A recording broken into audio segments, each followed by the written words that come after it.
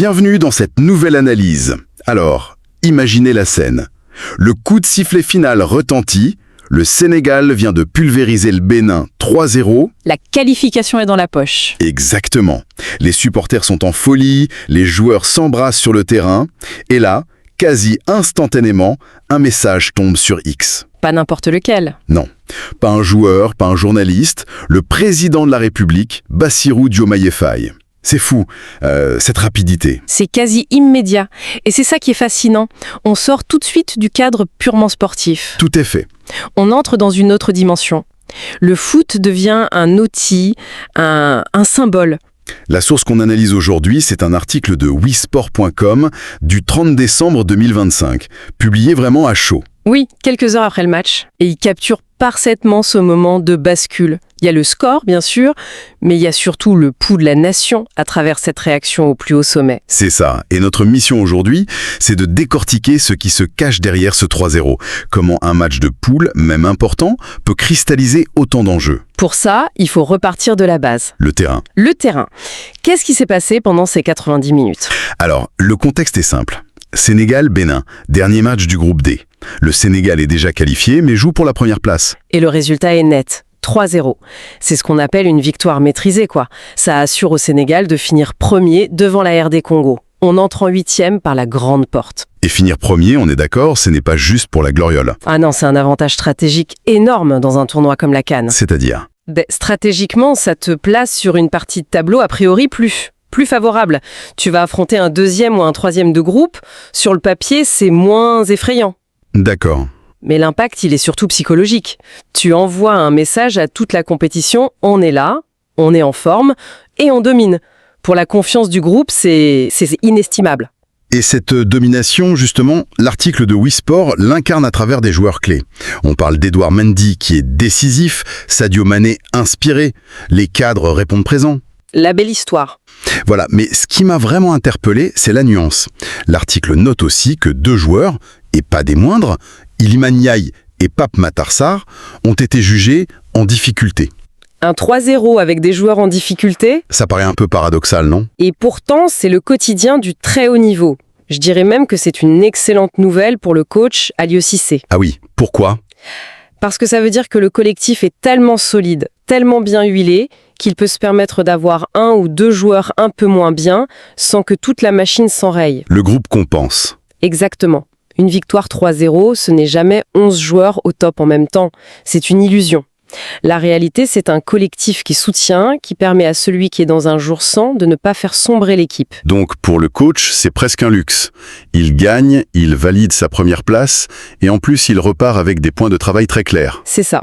Il sait qu'il doit remettre Ndiaye et Sarr en confiance. C'est une information capitale avant d'attaquer les matchs à élimination directe. Parce que là, le filet de sécurité ne suffira plus. Voilà. Dans un 8e, ça se joue sur un détail. T'as besoin que tout le monde soit à 100%. Cette victoire confortable, elle offre du temps et de la sérénité pour ces réglages. On a gagné, mais on sait qu'on peut être encore meilleur.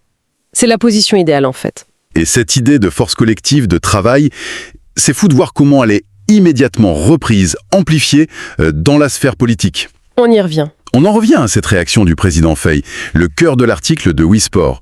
Il ne se contente pas d'un « bravo les lions », c'est bien plus. Bien plus calculé. Regardons de plus près. Il écrit « En terminant à la première place de votre groupe, vous confirmez une nouvelle fois votre force, votre détermination et votre talent. » Les mots-clés sont là. Force, détermination. On n'est pas que dans le talent qui pourrait être vu comme un don, quelque chose d'inné. C'est ça. Il insiste sur des valeurs d'effort, de caractère. Et il enchaîne. Cette qualification en 8e de finale est le fruit d'un travail acharné et d'un esprit d'équipe exemplaire. Le message est limpide. Oui. Ce n'est pas juste une bande de potes talentueux qui s'amusent. C'est un modèle de vertu. Absolument. Le match de foot cesse d'être juste un match. Il infuse toute la société. Il touche à la politique, à l'identité nationale. Le président Faye, en fait, il utilise l'équipe comme un miroir. Un miroir tendu à la nation ? Oui, il dit « Regardez, les valeurs qui leur ont permis de gagner le travail, l'esprit d'équipe, ce sont les valeurs dont on a besoin pour réussir en tant que pays. » Le sport devient une parabole politique. Mais cette unité nationale qu'il célèbre, quand il écrit « Tout le peuple sénégalais uni derrière vous », Est-ce que ce n'est pas incroyablement fragile? Bien sûr que si. C'est éphémère. C'est une unité de circonstance, une parenthèse enchantée.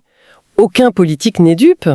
Mais alors, quel est l'intérêt? La puissance de ces moments, même brefs, est immense. Ils créent un souvenir collectif positif, une référence commune. L'espace d'un instant, on oublie les clivages. Et quand il conclut par continuer à porter haut les couleurs de notre nation, il cherche à prolonger cet état de grâce. C'est un acte politique très conscient. On a donc cette vague d'euphorie, presque institutionnalisée, mais l'article nous ramène très vite sur Terre. Avec les réactions des pros. Oui. Et là, le ton change radicalement. La déclaration de Pape Thiaw, l'ancien international, c'est une véritable douche froide. Une douche froide volontaire. Et nécessaire. Il dit « Il ne faut pas dormir sur nos lauriers ». C'est direct. Et il ajoute cette phrase qui redéfinit tout. Il y a une autre compétition qui commence. C'est exactement ça. C'est la voix de l'expérience, du technicien. On imagine la scène dans le vestiaire. Oui. Au milieu des champs, le coach qui attend que ça se calme et qui dit « Bon, la fête est finie. La phase de poule, c'est une course de fond. La phase à élimination directe, c'est une série de sprints. La moindre erreur est fatale. » C'est un reset mental. C'est un reset, oui. Il appuie sur le bouton. L'euphorie est l'ennemi numéro 1 de la concentration. Il le sait et il le dit publiquement pour que le message passe.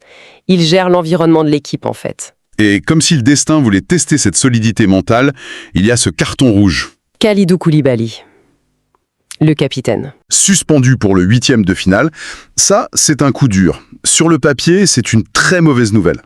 C'est un vrai problème. Koulibaly, c'est plus qu'un défenseur. C'est le patron, le leader, le relais du coach. Son absence est un handicap majeur. Et pourtant, sa réaction dans l'article est surprenante. Il déclare « Aucune peur, j'ai une totale confiance en mes joueurs. Quel leader ?» Ma première réaction, c'est « waouh ». Mais est-ce qu'il n'y a pas aussi une part de communication pour masquer une vraie inquiétude? Les deux, sans aucun doute. C'est du leadership à l'état pur. Au moment où il pourrait se lamenter, son premier réflexe est de dédramatiser et de transférer sa confiance au groupe. Il dit en substance « Le collectif est plus fort que moi ». C'est la mise en pratique parfaite de l'esprit d'équipe exemplaire du président. Il transforme un problème en une opportunité pour le groupe. Mais bien sûr qu'en interne, l'inquiétude doit être réelle. Justement, concrètement, sur le terrain, ça change quoi, son absence? Ça change beaucoup de choses. Le Sénégal a des remplaçants de qualité, un Abdoulaye Seck, un Moussa Niakhaté. Mais personne n'a l'aura de Koulibaly. Ce n'est pas que technique. Non, c'est lui qui organise, qui rassure. Son remplaçant devra être impeccable, mais aussi prendre une partie de ce leadership vocal. Et l'adversaire, quel qu'il soit, va forcément essayer d'exploiter ça, de tester ce nouvel axe. C'est un test immense. On passe donc d'une certitude, celle d'une équipe qui roule, à une grande inconnue. Une incertitude partout, même sur l'identité du prochain adversaire. Oui, l'article est très clair là-dessus. C'est le grand suspense. En tant que premier du groupe D, le Sénégal affrontera le meilleur troisième du groupe E ou F. Pour l'instant, c'est le brouillard total. Et la liste des possibilités est large. Groupe E, Soudan, Burkina Faso, Guinée équatoriale. Groupe F, Cameroun, Côte d'Ivoire, Mozambique. On passe d'un derby potentiel contre la Côte d'Ivoire à une équipe comme le Mozambique, a priori moins cotée. Quel casse-tête pour le staff!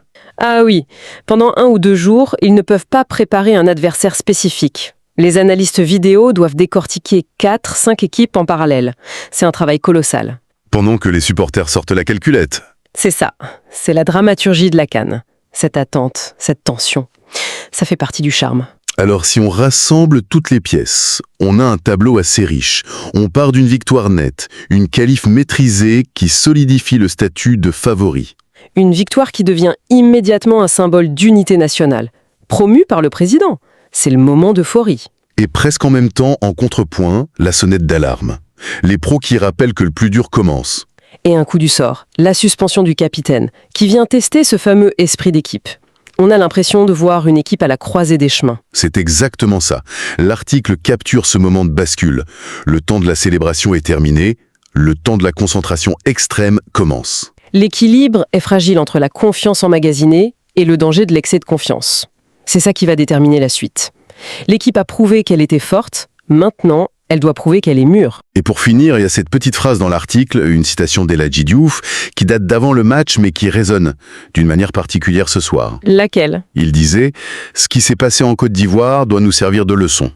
L'article ne détaille pas la leçon, mais on devine une déception passée. C'est une pensée finale puissante. Oui. Ça nous oblige à nous poser une question qui va bien au-delà de ce 3-0. Alors que tout un pays est euphorique, que les joueurs sont des héros et que l'équipe semble invincible, comment font-ils, eux, pour ne pas y croire trop fort? Comment gère-t-il ce poids? Comment gérer le poids de la ferveur tout en gardant dans un coin de la tête la cicatrice d'un échec passé? C'est une bataille qui n'est pas sur le terrain, contre un adversaire. C'est à l'intérieur de leur propre esprit, contre le fantôme de l'arrogance. Et c'est peut-être là, dans la capacité à gagner cette bataille-là, que se cache la différence entre une très belle équipe et une équipe qui soulève le trophée.